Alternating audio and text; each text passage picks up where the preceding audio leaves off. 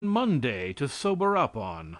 They were bigoted and heartless. One case will illustrate. In the beginning of this 19th century a boy 17 years of age was indicted at Edinburgh for blasphemy. He had given it as his opinion that Moses had learned magic in Egypt, and had fooled the Jews. They proved that on 2 or 3 occasions, when he was real cold, he jocularly remarked that he wished he was in hell so that he could warm up. He was tried, convicted, and sentenced to be hanged. He recanted. He even wrote that he believed the whole business, and that he just said it for pure devilment. It made no difference. They hung him, and his bruised and bleeding corpse was denied to his own mother, who came and besought them to let her take her boy home. That was Scotch Presbyterianism. If the devil had been let loose in Scotland, he would have improved that country at that time. David Hume was one of the few Scotchmen who was not owned by the church. He had the courage to examine things for himself, and to give his conclusion to the world. His life was unstained by an unjust act. He did not, like Abraham, turn a woman from his door with his child in her arms. He did not, like King David, murder a man that he might steal his wife. He didn't believe in Scotch Presbyterianism. I don't see how any good man ever did. Just think of going to the day of judgment, if there is one, and standing up before God and admitting without a blush that you have lived and died a Scotch Presbyterian. I would expect the next sentence would be, "Depart, ye cursed, in everlasting fire." Hume took the ground that a miracle could not be used as evidence until you had proved the miracle. Of course, that excited the church. Why? Because they could not prove one of them. How are you going to prove a miracle? Who saw it, and who would know a devil if he did see him? Hume insisted that at the bottom of all good is something useful; that after all, human happiness was the great object, end, and aim of life; that virtue was not a termagant with sunken cheeks and frightful eyes, but was the most beautiful thing in the world, and would strew your path with flowers from the cradle to the grave. When he died they gave an account of how he had suffered. They knew that the horrors of death would fall upon him, and that God would get his revenge. But his attending physician said that his death was the most serene and most perfectly tranquil of any he had ever seen. Adam Smith said he was as near perfect as the frailty incident to humanity would allow human being to be. The next is Benedict Spinoza, a Jew, born in Amsterdam in 1768.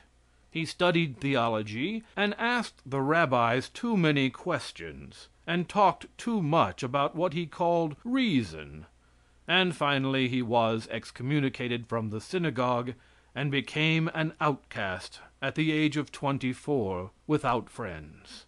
Cursed, anathematized, bearing upon his forehead the mark of Cain, he undertook to solve the problem of the universe. To him the universe was one. The infinite embraced the all. That all was God. He was right. The universe is all there is, and if God does not exist in the universe, he exists nowhere. The idea of putting some little Jewish Jehovah outside the universe, as if to say that from an eternity of idleness he woke up one morning and thought he would make something. The propositions of Spinoza are as luminous as the stars, and his demonstrations, each one of them, is a Gibraltar behind which logic sits laughing at all the sophistries of theological thought. In every relation of life he was just, true, gentle, patient, loving, affectionate. He died in 1812. In his life of 44 years he had climbed to the very highest Alpine of human thought. He was a great and splendid man, an intellectual hero, one of the benefactors, one of the Titans of our race. And now I will say a few words about our infidels. We had three, to say the least of them: Paine, Franklin, and Jefferson. In their day the colonies were filled with superstition, and the Puritans with the spirit of persecution. Law, savage, ignorant, and malignant, had been passed in every colony for the purpose of destroying intellectual liberty. Manly freedom was unknown. The Toleration Act of Maryland tolerated only chickens, not thinkers, not investigators. It tolerated faith, not brains. The charity of Roger Williams was not extended to one who denied the Bible. Let me show you how we have advanced. Suppose you took every man and woman out of the penitentiary in New England, and shipped them to a new country where man before had never trod, and told them to make a government, and constitution, and a code of laws for themselves.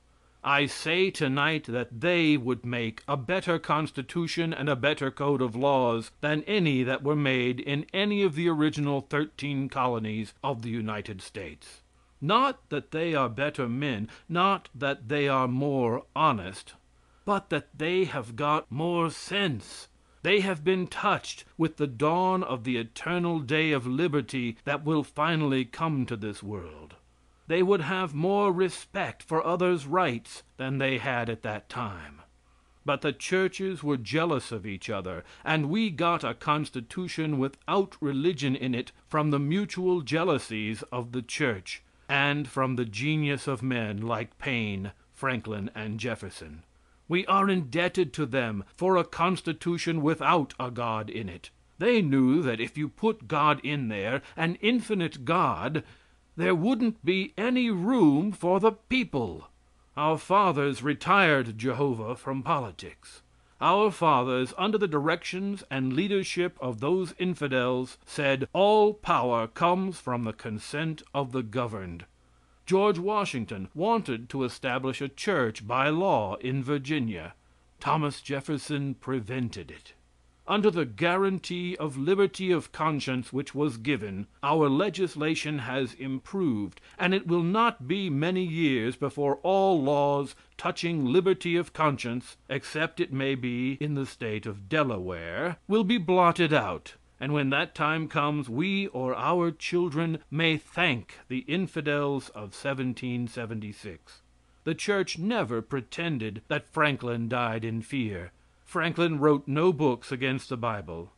He thought it useless to cast the pearls of thought before the swine of his generation. Jefferson was a statesman. He was the author of the Declaration of Independence, founder of a university, father of a political body, president of the United States, a statesman, and a philosopher.